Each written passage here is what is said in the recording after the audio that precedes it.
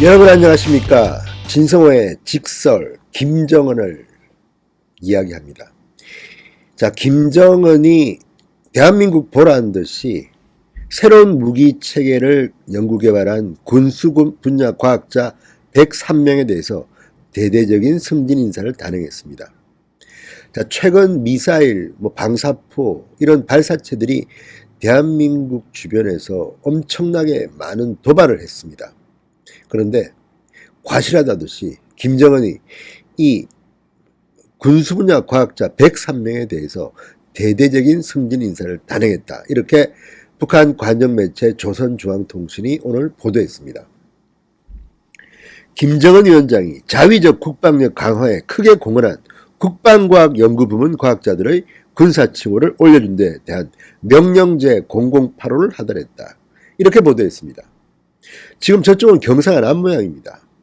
자, 김정은이는 새로운 무기체계들을 연구 개발함으로써 나라의 자위적 국방력 강화에서 획기적인 전환점을 마련하고 당의 전략적 구상과 의도를 빛나게 실천해가고 있는 국방과학연구부문 과학자들의 공로를 당과 정부의 이름으로 높이 평가한다. 이렇게 말했습니다. 자, 이번 승진 인사는 대대적인 국가적 포상으로 보입니다. 자, 여기에 대해서 우리는 마음이 좀 아픕니다. 어떻게 저렇게 빨리 미사일, 방사포들을 개발할 수 있을까? 자, 북한은 지난 5월 초부터 이스칸데르급 러시아의 미사일 이스칸데르급 KN-23 단거리 탄도미사일, 신형 대구경 조종 방사포, 동체가 에이테킴스 그러니까 미국산 전술 지대지 미사일과 유사한 것으로 추정되는 북한판 신형 지대지 미사일 등을 시험 발사했습니다. 굉장히 빠른 속도로 기술이 진화하고 있다는 느낌입니다. 그래서 김정은이 이 과학자, 군사 기술 과학자들에게 대대적인 승진을 시킨 겁니다. 자, 이것을 지켜보는 우리의 마음은 아픕니다. 그런데 여기서 우리는 한 가지 의문점을 갖습니다. 어떻게 북한이 저렇게 빨리 국방부문 기술을 발전시켰을까? 그런데 이스칸데르 러시아 미사일을 변형시킨 것 같은 것도 있었지만 10일날 발사했던 단거리 미사일로 추정되는 발사체는 고개를 갸우뚱하게 합니다. 왜? 그 모양이 북한판 이스칸데르라고는 하지만 그게 아니라 지금 우리나라가 갖고 있는 에이테킴스와 닮았다는 겁니다. 자, 이스칸데르가 아니라 11일 북한이 공개를 했습니다. 이 미사일을. 그런데 이스칸데르가 아니라 미국제 전술용 단거리 미사일 에이테킴스와 꼭 닮았던 것입니다. 다만 몸집은 더 컸습니다. 그러니까 어쩌면 미국제 전술용 단거리 미사일이 기술을 빼내가서 북한이 만든 게 아닌가. 북한형 지대지 단거리 미사일로. 이런 의문이 들 수밖에 없는 겁니다. 조선중앙통신은 11일 김정은이 이 새로운 단거리 미사일 발사를 참관했다고 전했습니다. 김정은은 우리나라의 지형 조건과 주체전법의 요구에 맞게 개발된 새무기다. 기존 무기체계들과는 또 다른 우월한 전술적 특성을 가진 무기체계다. 이렇게 자랑했습니다. 명칭은 언급하지 않았습니다. 자, 그런데 조선중앙통신이 이 공개한 사진을 보면 미사일 발사원과 날아가는 미사일 모양 모두 에이테킴스와 똑같았다고 군사 전문가들은 분석합니다. 크기는 우리 것보다 크고, 자, 북한 단거리 탄도미사일이 우리군의 현무 2B 탄도미사일과 닮은 꼴이라는 사실은 이미 알려져 있습니다. 그런데 이번에는 조금 달랐습니다. 미군 에이테킴스를 닮았다는 겁니다. 자, 우리나라도 지금 에이테킴스를 도입한 게 1998년입니다.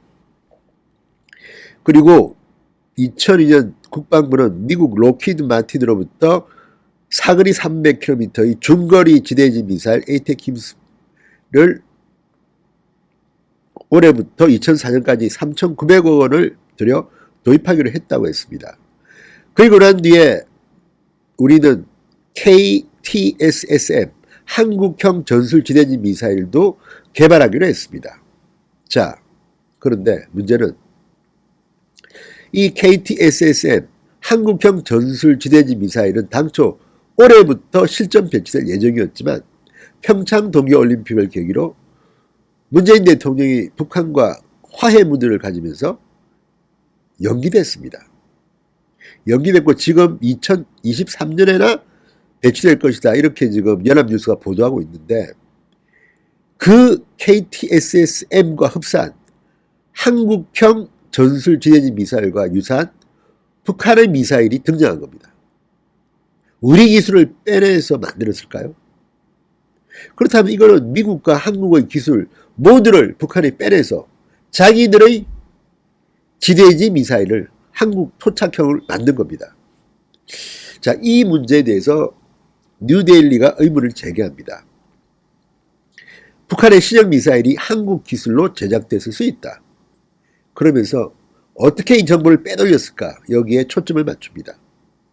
가능한 일입니다. 북한이 이 정보를, 군사정보를 빼돌려 가지고 말이 안 되죠, 진짜. 미국 미사일을 그리고 한국 미사일 기술을 가지고 북한이 만들었다.